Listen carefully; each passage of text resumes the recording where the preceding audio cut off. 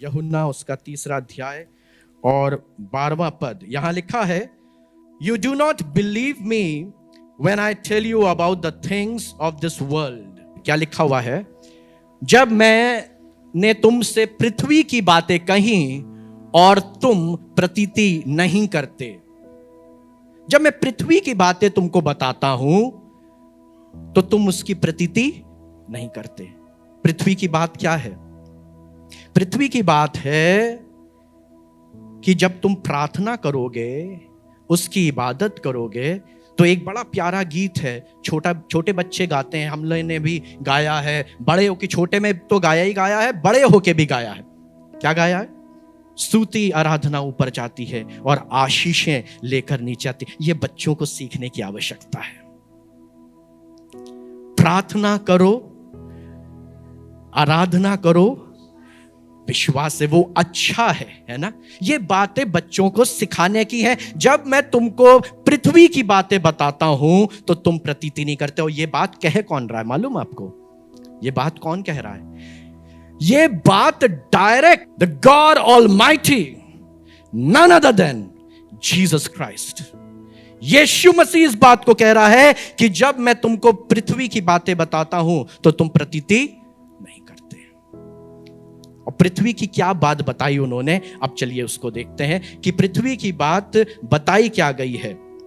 Late us see in the verse 13।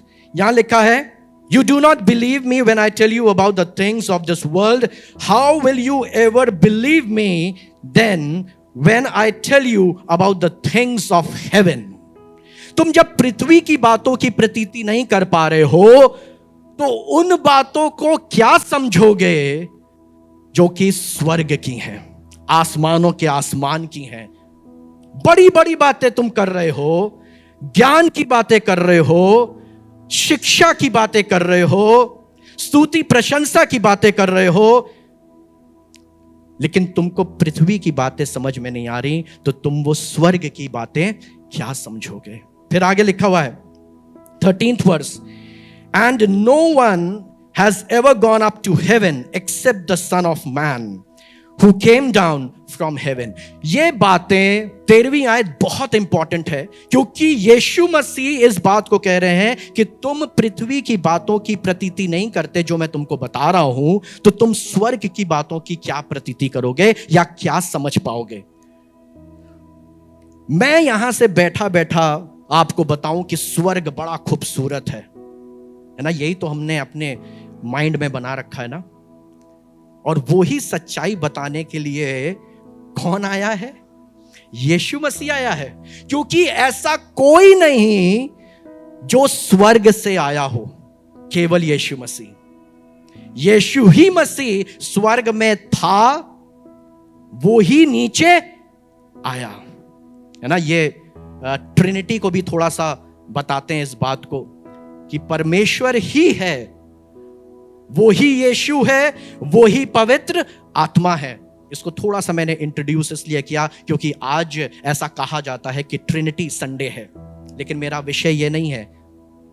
वो ही वहां पर है, वो ही आया और वो ही हमारे साथ रहता है, और इसलिए उससे बेहतर कोई नहीं बता सकता कि स्वर्ग में क्या है। और यहां पर यीशु मसीह कह रहे हैं कि जब तुम पृथ्वी की बातों की प्रतीति नहीं कर पा रहे तो स्वर्ग की बातों की, जो तुम देख रहे हो, तुम अपने माता पिता को देख रहे हो लेकिन उसका आदर नहीं कर पा रहे, तुम अपने भाई बहनों को देख रहे हो लेकिन उनकी चिंता नहीं कर पा रहे। हां, बातें बड़ी बड़ी तुम्हारे पास बहुत हैं। ये जिंदगी एक बड़ी पहेली के तरह से है ना? रोज इतने ज्यादा कॉम्प्लेक्स क्वेश्चंस हमारे सामने आ जाते हैं, इतनी ज्यादा अजीब अजीब चीजें हमारे सामने आ जाती हैं कि बड़े पढ़े लिखे लोग परेशान हो जाते हैं, नहीं समझ पाते हैं। और खासतौर से बाइबल का तरीका तो कोई नहीं समझ पाता है।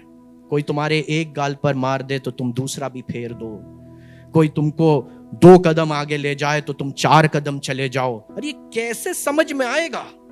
तुम पृथ्वी की बातें तो समझ नहीं पा रहे हो। जब दान दो तो ऐसे दो कि सीधा हाथ दे तो दूसरे को पता ना चले। ये कैसे समझ में आएगा? अनहोना है। जब किसी की मदद करो या प्रार्थना करो तो चौराहों पे खड़े हो कर चिल्ला चिल्ला कर बताओ। नहीं, क्या है? अकेले कमरे में चले जाना और वहां पर अपने परमेश्वर के सामने दंडवत करना। ये बातें कैसे समझ में आएंगी? क्योंकि ये पॉपुलैरिटी नहीं दे रही हैं, हम नहीं समझ पाते हैं। एक पिता अपने बच्चे को छुट्टी के दिनों में किसी तरह से बिजी रखना चाहता था ना। आजकल गर्मियों की छुट्टी हो गई है और बच्चे सब घर पे हैं ज्यादातर, और ये एक बड़ा मुश्किल काम है। 24 घंटे में उनको 24 घंटे बिजी रखना, कुछ ना कुछ काम उनको देते रहना, अदरवाइज वो दो ही काम करेंगे, या तो टीवी देखेंगे या मोबाइल देखेंगे। और यही परेशानी इस पिता के सामने थी कि अपने बच्चे को कैसे बिजी रखे। इसको आ रही थी नींद। माता पिता बनना आसान नहीं है। आप 2 मिनट सो जाइए, पीछे बच्चा क्या ना कर बैठे। तो बाप ने इसको एक पजल ला के दिया, और ला के क्या दिया? वर्ल्ड मैप ला के दे दिया। वर्ल्ड मैप है ना, और वर्ल्ड मैप के पजल उसने टुकड़े टुकड़े कर दिए और वो लाकर उसको दे दिया, और बच्चे से कहा, बेटा ये पूरा वर्ल्ड मैप तुम बना देना, ठीक है? और जब तक तुम बनाओ तब तक मैं थोड़ा आराम कर लूं, जैसे ही बना ले मुझको उठा देना। बाप को ऐसा लग रहा था कि बच्चा अब ये वर्ल्ड मैप बनाने में इसको सारे कॉन्टिनेंट्स मालूम होने चाहिए, है ना? Asia, Europe, Australia, south America, north America, Africa, ये सब मालूम होना चाहिए, तब तो ये बना पाएगा। तो बाप निश्चिंत होके लेट गया। 5 मिनट के बाद बच्चा आया, पापा पापा क्या है, बनाओ जाकर। पापा बना लिया, बना लिया।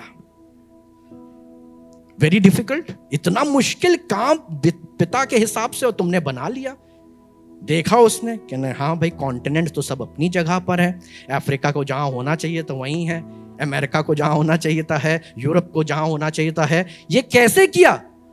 पापा वेरी सिंपल, आप जब ये लाए थे ना, इसके पीछे मैंने अपना एक स्केच बनाया था, एक गोला खींचा था, कुछ उसके अंदर मैंने कार और कुछ पेड़ ऐसे करके बनाए थे। तो आपने तो इधर वाला देखा ना, मैंने उसको उलट के बनाया। तो गोला मैंने बनाया था तो मुझे मालूम था गोले को कहां सेट करना, कहां सेट करना, कहां पेड़ लगाना था, कहां कार लगानी थी। अब जब इसको पलटा तो पलट के वो मेरी पूरी दुनिया बन गई। यीशु मसीह भी ऐसा ही है। मैं ही हूं जो स्वर्ग में था और मैं ही अब पृथ्वी पर तुम्हारे बीच में आया हूं। अगर तुम स्वर्ग की बातें समझना चाहते हो ना, तो सिर्फ मुझको देखो। हालेलुया। तुम्हारी सारी कॉम्प्लेक्स चीजें, तुम्हारे सारे क्वेश्चंस, तुम्हारी सारी परेशानियां, तुम्हारी वो सारी उलझनें यीशु मसीह के नाम से दूर हो जाएंगी। मैंने अपने जीवन में एक कोशिश करी है, हर परिस्थिति में एक क्वेश्चन मैं अपने आप से जरूर करता हूं कि अगर यीशु मसीह होते इस जगह पर तो वो क्या कर रहे होते, या वो क्या करते। 100 रुपए का नोट गिर गया, अब यीशु मसीह होती तो उठा लेते क्या?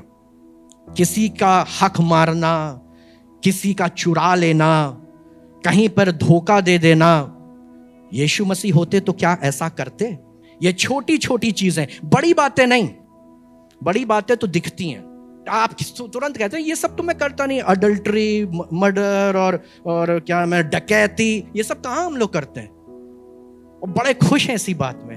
ये सब कहां करते हैं हम लोग। इसीलिए मैं छोटी बात पकड़ता हूं, झूठ बोलना, मजाक मजाक में किसी की बेइज्जती कर देना।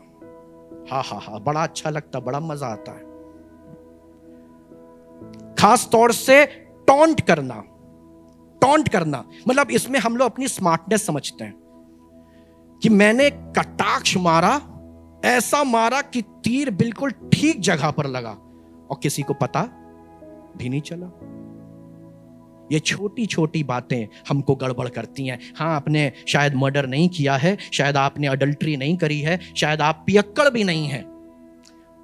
इसलिए यीशु मसीह के उस उदाहरण को अपने जीवन में हर पल में सामने रखना अति आवश्यक है। और यह बात यीशु मसीह खुद कह रहे हैं 13वें पद में, यहां पे लिखा हुआ है, and no one has ever gone up to heaven except the son of man who came down from heaven. और इसीलिए उनकी बातों को समझना बहुत आवश्यक है। और अब मैं उस व्यक्ति को इंट्रोड्यूस करने जा रहा हूं जिससे ये सारी बातें कही जा रही हैं।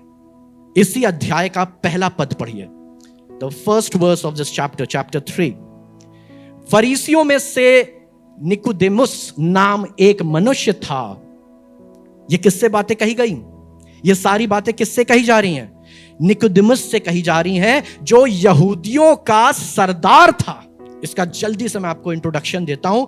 निकोदेमुस जो था वो यहूदी था, पहली बात, और ये सदूकी था। और सदूकी लोग क्या होते थे? ये लोग टीचर्स थे। ये लोग जो मोसेस का लॉ था या मोज़ाइक लॉ था, ये उसको पढ़ाते थे, सिखाते थे, समझाते थे। ये यहूदियों का सरदार भी था, मतलब कि जो वहां का काउंसिल था, या एक तरह से कह लें आज के जमाने में सुप्रीम कोर्ट, सुप्रीम कोर्ट में चीफ जस्टिस। ये पढ़ा लिखा व्यक्ति है, ये ज्ञानवान व्यक्ति है, ये बुद्धिजीवी है, इसको बड़ा ज्ञान है। और ये व्यक्ति जो इतना ज्ञान लेता है और दूसरों को शिक्षा देता है, ये देखिए कैसी कैसी बातें यहां पर हो रही हैं। यहां पे लिखा हुआ है, अगर हम इसको पढ़ें, he was a Jewish leader name Nicodemus who belong to the party of the Pharisees. दूसरा पद, one night he went to Jesus and said to him, Rabbi, we know that you are a teacher sent by God, and no one could perform the miracles you are doing unless God were with him. Jesus answered. अब इसने कहा, ये Nicodemus जो था, ये रात के समय में, मैंने आपको बताया ये फरीसी है, ये एक हाई पोजीशन को होल्ड करता है, लेकिन ये रात के समय में यीशु मसीह के पास आया और यीशु मसीह से एक प्रश्न करने लगा, है ना, कुछ पूछने लगा और कहने लगा, रब्बी, हमें मालूम है कि तुझे परमेश्वर ने भेजा है। कैसे इसको मालूम हुआ? चिन्ह और चमत्कार देखकर। जो मिरेकल्स यीशु मसीह करते थे, इनको इसने देखा और इनको देखकर वो कहने लगा, हमें मालूम है कि तू परमेश्वर के द्वारा भेजा गया है। Then one night he went to Jesus and said to him, Rabbi, we know that you are a teacher sent by God. No one can perform the miracles you are doing unless God were with him. Jesus answered. अब यीशु मसीह ने क्या उत्तर दिया? Jesus answered, I am telling you the truth. No one can see the kingdom of God without being born again. Nicodemus ने पूछा क्या और यीशु मसीह आप जवाब क्या दे रहे हो? निकोदेमस ने तो ये कहा, रात के समय में निकोदेमस आया है और रात के समय में यीशु मसीह से वो कह रहा है कि हमें मालूम है कि तू परमेश्वर के द्वारा भेजा गया है, क्योंकि जो कार्य तू करता है, जो मिरेकल्स तूने किए हैं, जो चमत्कार तूने किए हैं, ये और कोई कर नहीं सकता। अब यीशु मसीह फ्लैटर हो जाते हैं इस बात से, हाँ हाँ कह तो तुम सही रहे हो, हाँ हाँ सच बात है, मुझी को भेजा है, सच कह रहे हो तुम। फ्लैटर हो जाते हैं यीशु मसीह। तो निकोदेमस जो एक पढ़ा लिखा विद्वान व्यक्ति है, वो यीशु मसीह के पास आया और ये फ्लैटरी वाली बातें कर रहा है और डायरेक्ट आंसर यीशु मसीह ने तो ऐसा दे दिया, मतलब मैं तो बहुत देर तक कनेक्शन ही बैठाता रहा कि तू स्वर्ग का राज क्या लिखा। यीशु ने उसको उत्तर दिया कि मैं तुझसे सच सच कहता हूं, यदि कोई नए सिरे से ना जन्मे तो परमेश्वर का राज देख नहीं सकता। हमारा भी हाल ऐसे ही होता और आपको समझ में आएगा। मैंने आपको बताया ये फरीसी है, ये जूइश काउंसिल में हाई मिनिस्टर है, ये जुडिशरी करता है। और इसने आंसर क्या दिया? चौथे पद में, how can a grown man be born again? Nicodemus asked, he certainly can not enter his mother's womb and be born a second time. अब ये निकोदेमस कह रहे हैं, क्या कह रहे हैं? निकोदेमस ने उससे कहा, मनुष्य जब बूढ़ा हो गया तो क्यों कर जन्म ले सकता है? क्या वह अपनी माता के घर में दूसरी बार प्रवेश करके जन्म ले सकता है? और लर्नेड मैन, अरे तुम काउंसिल ऑफ मिनिस्टर्स के हेड हो, और जब यीशु मसीह ने यह बात कही तो तुम उससे क्या कह रहे हो? ऐसा कैसे हो सकता है? आप कह रहे हैं बॉर्न अगेन, आप कह रहे हैं फिर से जन्म लेना। क्या कोई बुजुर्ग व्यक्ति अपनी माता के गर्भ में फिर से जाकर जन्म ले सकता है? हम भी ऐसी बातें करते हैं। जब माफ करने की बात आती है, यहां से खड़े होकर कहना बहुत आसान है, दूसरों को माफ कर दीजिए। Are you following? क्या तुम कर रहे हो? It is very easy to teach. और इसीलिए ये सदूकी लोगों को बड़ी बड़ी बातें सिखाते होंगे। आप पढ़िएगा सदूकियों के बारे में, ये बड़ी बड़ी शिक्षा देते हैं। और यीशु मसीह ने और यूहन्ना बपतिस्मा देने वाले ने, दोनों ने इनके बारे में बड़ी गहरी गहरी बातें करी हैं।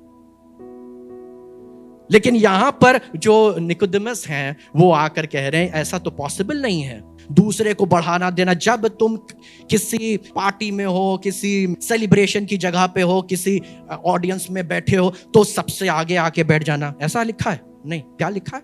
सभा में जब तुम जाओ तो पीछे जाके बैठ जाना, ताकि जब वहां का जो होस्ट है जब वो ऐसा देखे तो वो तुमको पीछे से आगे बुला लाए। ऐसा ना हो कि तुम धम्म से जाके आगे आगे बैठ गए और वो कहता है तुमसे भी कोई महान आ जाए और तुम्हें उसके लिए जगह खाली करनी पड़े। आज तो हम और आप देखते हैं ना, दुनिया के अंदर आगे रहने की होड़ है भैया। अपने आप को पीछे करोगे तो कोई तुमको आगे नहीं बुला रहा है। क्वायर में अगर गलती से एक बार पीछे खड़े हो गए तो उम्र भर पीछे ही खड़े रहोगे। आगे की लड़ाई लड़ो, माइक की लड़ाई लड़ो। गलती से तुमने माइक किसी और को दे दिया, दोबारा तुम्हारे पास, बाप रे बाप, ऐसी बातें समझना कितना मुश्किल है। और यीशु मसीह ऐसे ही कह रहे हैं, ये सब तुम करो। तुम जो धरती की बातें तो तुम समझ नहीं पा रहे हो, तो तुम वहां की बातें क्या समझोगे? निकोदेमस से कह रहे हैं वो। और यीशु मसीह ने निकोदेमस का सारा वो जो रात में आए और प्रश्न कर रहे हैं और रब्बी को फ्लैटर कर रहे हैं, उसकी तारीफ कर रहे हैं कि नहीं तुम बहुत अच्छे, तुमको परमेश्वर ने भेजा, एवरीथिंग गुड। लेकिन यीशु मसीह ने जो आंसर दिया कि जब तक तुम बॉर्न अगेन ना हो, तुम आत्मा से जब तक ना जन्मो, तब तक तुम स्वर्ग के राज्य में दाखिल नहीं हो सकते। You can not even see the kingdom of God. तुम देख ही नहीं सकते। घुसना तो बहुत दूर की बात है, तुम देख ही नहीं सकते हो। निकोदेमस पूछने तो कुछ और आए थे, शायद करने कुछ और आए थे, क्योंकि ये काउंसिल थे ना, सदूकियों के काउंसिल में थे। तो हो सकता है कि ये सिर्फ देखने आए हो कि यीशु मसीह कैसे हैं, कौन है, क्या करते हैं। क्योंकि बाद में आपको मालूम है इन्हीं लोगों ने पकड़वाया यीशु मसीह को। लेकिन जब निकोदेमस ने ये सारी बातें सुन रहे थे ना, जब यीशु मसीह उनको स्वर्ग की बातों के बारे में बता रहे थे, ये कह रहे थे कि तुमको आत्मा से जन्म लेना आवश्यक है, ऐसे वक्त में निकोदेमस के हृदय के अंदर कार्य होना आरंभ हुआ। है तो बहुत कुछ बताने के लिए, लेकिन मैं बहुत ज्यादा नहीं बताऊंगा आपको, लेकिन निकोदेमस ही तक मैं सीमित रहूंगा। निकोदेमस रात के समय में आए थे, उन्होंने करना कुछ चाह रहे थे, लेकिन जब यीशु मसीह ने उनसे ये वाली बातें कह दी ना, उसके बाद देखिए क्या हो रहा है। उसके बाद निकोदेमस के जीवन में एक परिवर्तन आया और ये परिवर्तन दिखा। आज मेरे और आप में परमेश्वर का कार्य दिखने की आवश्यकता है। सिर्फ यही कहने से काम नहीं चलेगा कि हम बहुत प्रार्थना करते हैं, हम बहुत बाइबल पढ़ते हैं, हम बहुत प्रेज एंड वर्शिप करते हैं, हम बहुत अच्छा बजाते हैं, अब इससे काम नहीं चलेगा। But now you have to stand up. अब आपको खड़ा होना है और परमेश्वर के कार्यों को अपने जीवन से प्रोक्लेम करना है, दिखाना है। पढ़िए यूहन्ना उसका 7वां अध्याय और उसका 50वां पद। One of the Pharisees, there was Nicodemus, the man who had gone to see Jesus before. है ना, क्या लिखा हुआ है?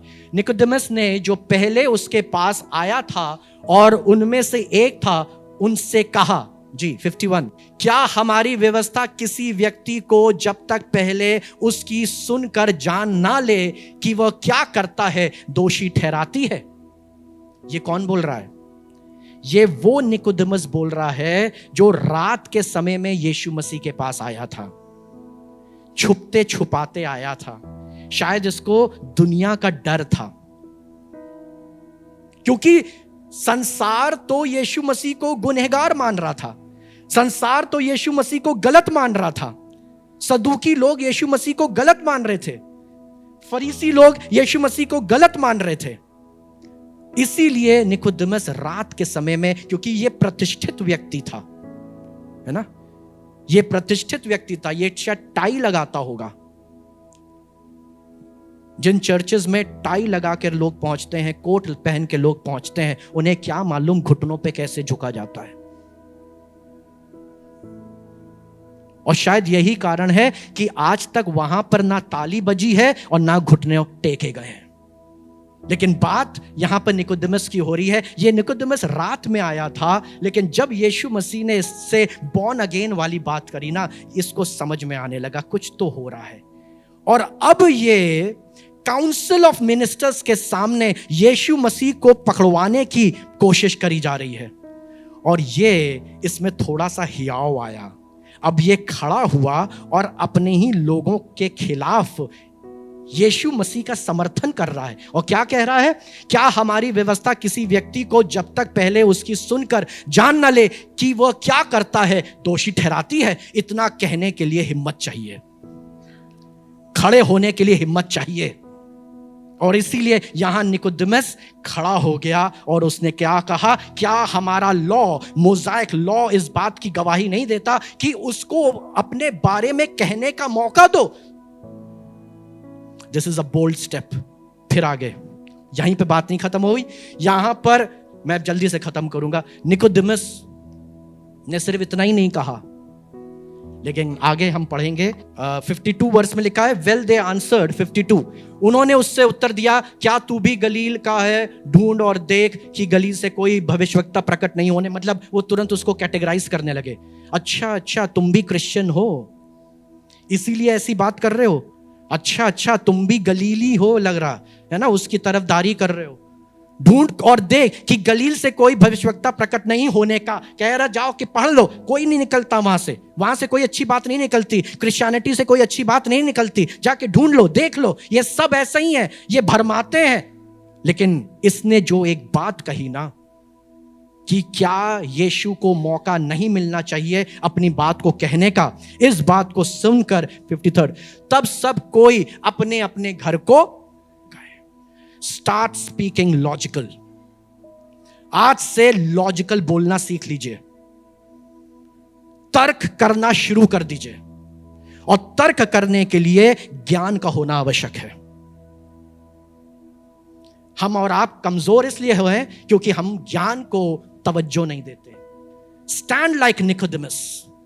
फिर आगे देखे आखिरी वर्ष, जॉन यूहन्ना 19वां अध्याय 39वां वर्ष। यीशु मसीह मर गए, यीशु मसीह को सलीब पर टांग दिया गया, क्योंकि किसको छुड़वा लिया गया था? बरअब्बा को छुड़ा लिया गया था। यह है हमारी और आपकी हालत।